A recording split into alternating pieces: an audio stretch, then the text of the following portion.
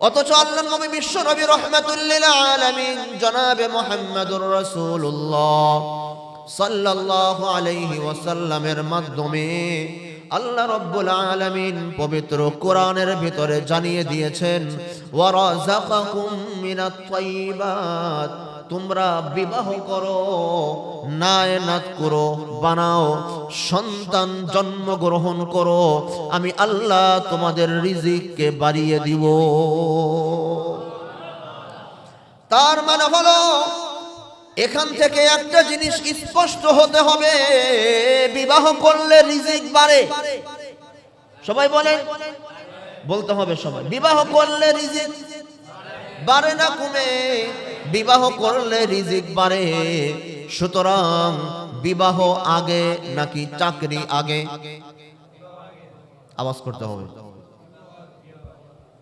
কে হুজুর বড় জ্বালার ভিতরে আছি, বিবাহ করতে গেলে বলে করে কি আছে না নাই?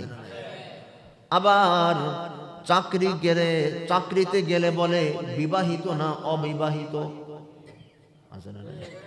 যুবকরা মহা বিপদের ভিতরে আছে।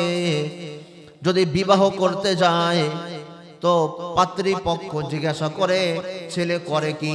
আবার যখন চাকরি করতে যায় তখন কোম্পানি জিজ্ঞাসা করে বিবাহ করছে কিনা।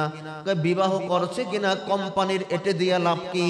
বলে বিবাহিত ছেলে পেলে স্থির থাকে, এক মিজাজের থাকে, উল্টো পাল্টা করে না, চুপচাপ থাকে, কানের ভিতরে কাজের ভিতরে মনোযোগ হয়।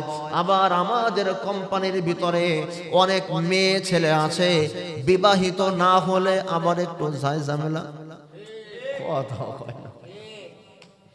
তো যুবকরা মহাবিপদ, বিবাহ করতে গেলে বলে করে কি? হায়রে হায়রে, সন্তান বিকার ছেলের সাথে কি করে মেয়ে দিব? যুবকরা মহা বিপদের ভিতরে আছে। সুতরাং এই কথাটা গার্ডিয়ানদের ভালো করে খেয়াল রাখা দরকার।